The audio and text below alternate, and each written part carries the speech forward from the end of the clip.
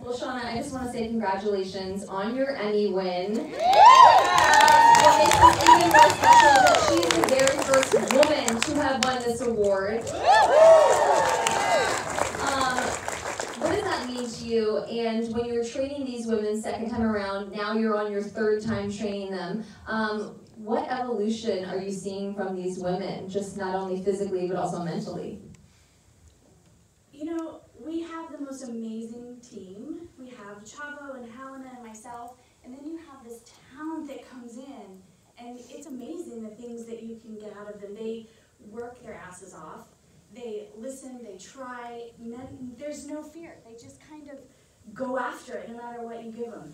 I have to say, season 1 was all new, and they just kind of, it was an all new experience, and they tried it. Season 2, they came in, and like Ali said, muscle memory, they remembered stuff, and then you could just build very quickly. And the same with season 3. I mean, this talent allows us to do anything we want in the ring, pretty much. Yeah, you guys were very surprised, season 2. You're like, did you guys go to wrestling camp? Was there a wrestling camp that we didn't know about? I mean, it was incredible. And I think the thing I can say about these girls is this support system between them is the most beautiful thing you will ever see. If one girl is struggling, they're all lifting her up, and then when she gets that move, you hear 14 other girls screaming and hooting and hollering and cheering, and it's beautiful. There's no competition. It's all this big support system. Alison and Betty, I want to thank you ladies for making the world collectively cringe and gasp when Debbie broke Ruth's leg in a cocaine ankle.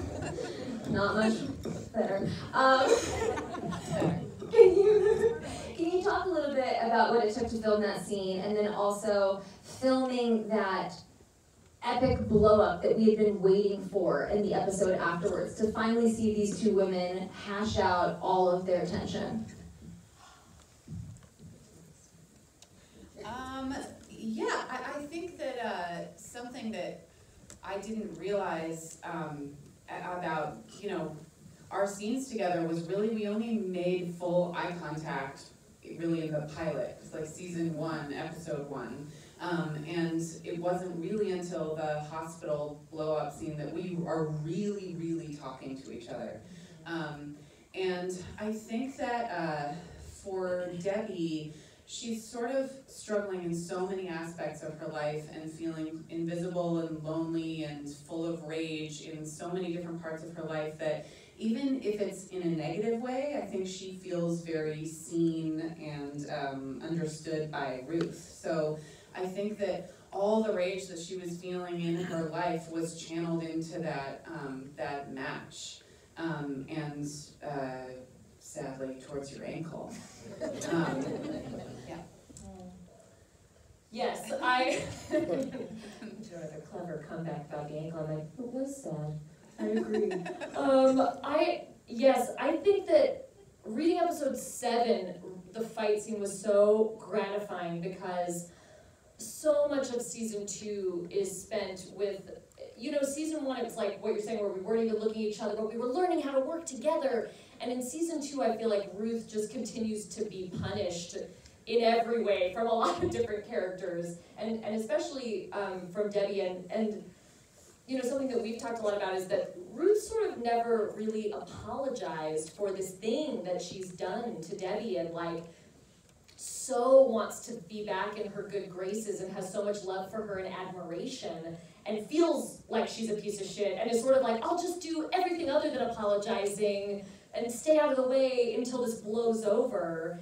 And I think also what I realized is that there was so much standing in the way even of her apologizing, because Ruth had, you know, she likes to think that it was sort of like a total accident, this infidelity from season 1, but we realized in 7 that there had been a lot building in their friendship, a lot of animosity and resentment that Ruth hadn't even really come to terms with. So I think it was really gratifying for it to come to like a real physical head, and then to have that scene in 7, and that was so fun to shoot, because obviously acting with Betty is like a master class in acting, and also it's so fun. And I feel like when we shot that scene, the director, we were just like, leave the room.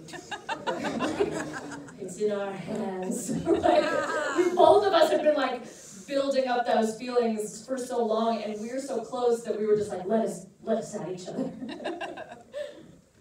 Mark, we got to see Sam kind of soften his edges a little bit in season 2, and a lot of that was due to the fact that he stepped into this fatherhood role because of Justine. How do you feel like that kind of changed his dynamic, and did that add any new layers to you as an actor? Sure. That all sounds about right. I think that I don't have children, and it's intentional. And so it gave me an opportunity to feel that. I think it, to come into fatherhood when the child is 16 or 17, not perfect timing to step into the parent role, but I think that did have something to do with me softening that, and I also think that the fact that this guy, who was sort of his own worst enemy and nothing, whatever opportunities he's had never really fully paid off, and he squandered, and he's his own worst enemy. Did I say that twice?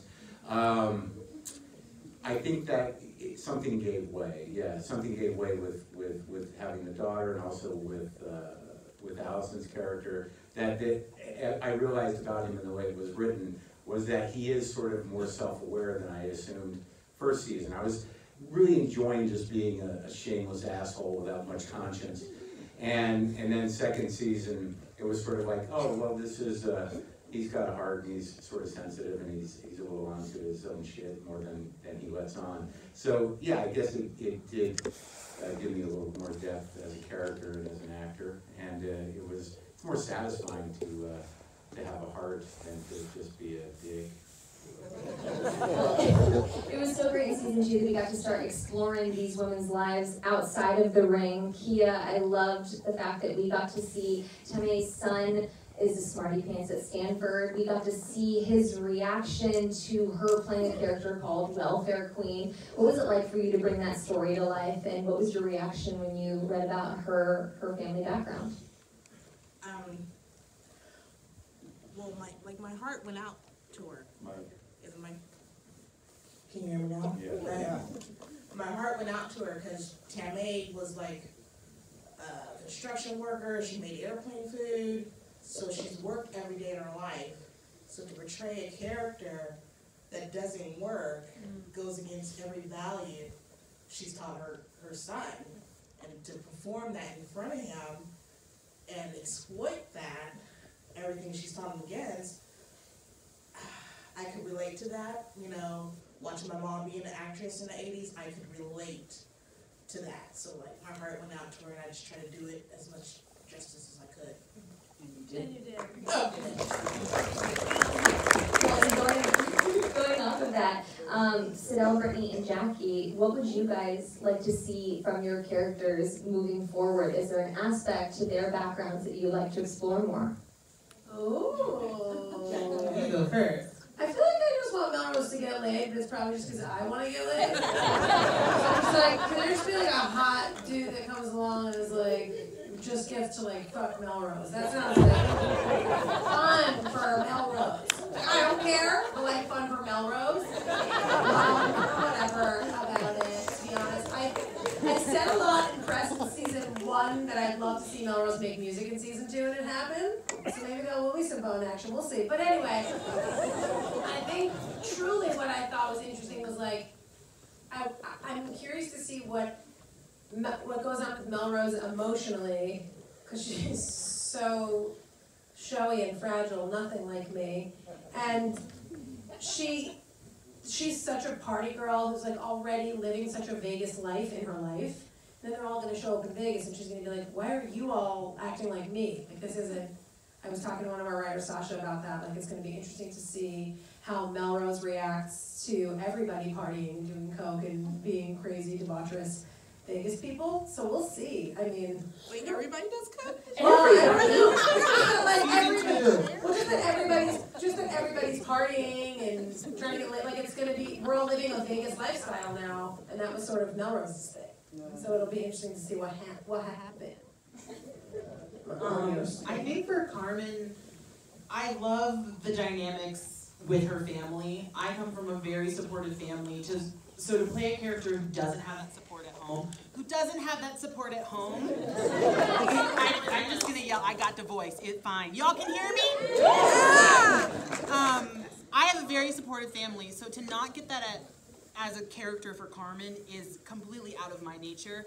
I'd really like to see what happens with her mom. Why did her mom leave? And especially now, does her mom care enough to see that her daughter is following the family job, essentially? And I just gotta know what happens with Carmen and Bash.